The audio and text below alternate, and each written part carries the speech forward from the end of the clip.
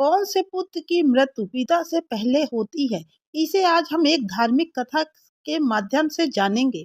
बहुत समय पहले एक ऋषि थे जिनका नाम महर्षि वत्स था। वह एक तपस्वी और ज्ञानवान व्यक्ति थे। उनका एक ही पुत्र था जिसका नाम था सोमदत्त। सोमदत्त अत्यंत तेजस्वी, शीलवान और धार्मिक प्रवृत्ति का था। बचपन से ही वह वेदों का अध्ययन कर चुका था और अपने पिता की भांति तपस्वी बनने की इच्छा रखता था। महर्षि वत्स का आश्रम घने जंगलों में स्थित था। उनकी ख्याति दूर दूर तक फैली थी। जो भी उनकी शरण में आता वह सुख शांति पाता। सोमदत्त ने भी अपने पिता की सेवा और तपस्या के मार्ग पर चलने का प्रण लिया। एक दिन एक राजा जिसका नाम सूरकेतु था महर्षि वत्स के आश्रम में आया। सूरकेतु अत्यंत दुखी और परेशान था। राजा ने महर्षि को प्रणाम करते हुए कहा, हे ऋषिवर, मैं एक गंभीर श्राप से पीड़ित हूँ। मेरी संतानें मेरी आंखों के सामने मर जाती हैं। मेरे राजमहल में कई पुत्र हुए परंतु सभी अल्प आयु में चल बसे। कृपया इस दुख से मुझे मुक्ति दीजिए। महर्षि वत्स ने ध्यान लगाकर राजा की समस्या का कारण देखा।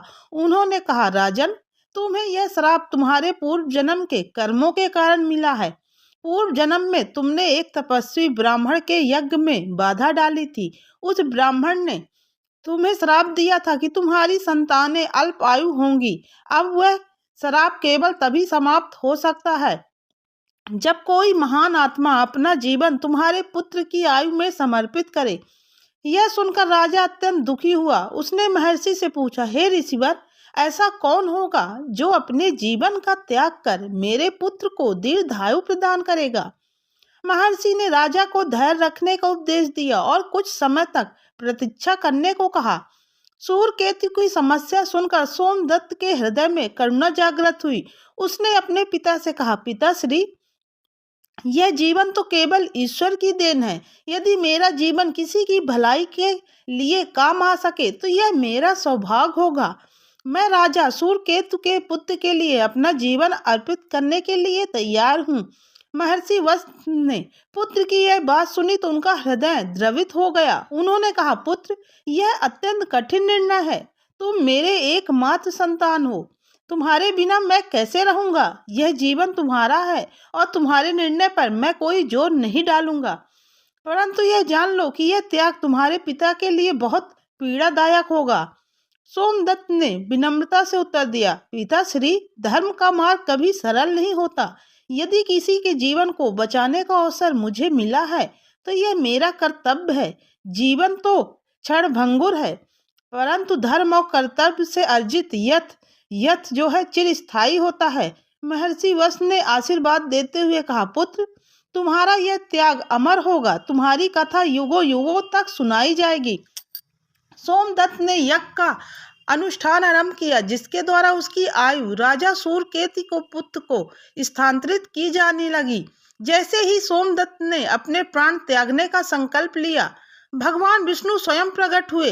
भगवान ने कहा, वत्स, तुम्हारा त्याग अनुपम है, परंतु तुम्हें यह त्याग करने की आवश्यकता नहीं है। मैं राजा सूरकेतु और उसके पुत्र का भाग पुनः लिख दूंगा। तुम्हारा जीवन लंबा और यशस्वी होगा। तुम्हारा ये धर्म पालन इस संसार के लिए प्रेरणा बनेगा। सोमदत्त ने भगवान विष्णु को प्रणाम किया और कहा, हे प्रभु, यदि मेरी मृत्यु से किसी का जीवन बचता है तो वह मेरे लिए वरदान होगा, परंतु यदि आप ऐसा चाहते हैं तो मैं आपके आदेश का पालन करूंगा।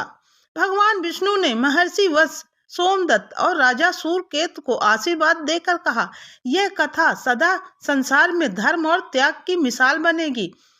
कहानी का मोरल, यह कथा हमें सिखाती है कि पुत्र का जीवन पिता से पहले समाप्त हो जाना, चाहे यह विधि का विधान हो या श्राप, केवल ईश्वर की लीला है। मनुष्य को अपने कर्मों और धर्म का पालन करते रहना चाहिए, क्योंकि यही उसकी सच्ची पहचान है। सोमदत्त का त्याग और धर्म के प्रति समर्पण इस बात का प्रमाण है कि सच्चा धर्म परोपकार और सेवा में है। इस कथा के माध्यम से यह भी स्पष्ट होता है कि जीवन और मृत्यु का निर्णय केवल ईश्वर के हाथ में है। मनुष्य को अपने जीवन को सत्कर्म और धर्म से यशस्वी बनाना चाहिए ताकि उसका जीवन दूसरों के लिए प्रेरणा बन सके। तो दोस्तों, ये धार्मिक कथा आपको कैसी लगी कमेंट्स करके जरूर बताइएगा। अब हम मिलते हैं अगले वीडियो के साथ, तब तक के लिए राधे राधे।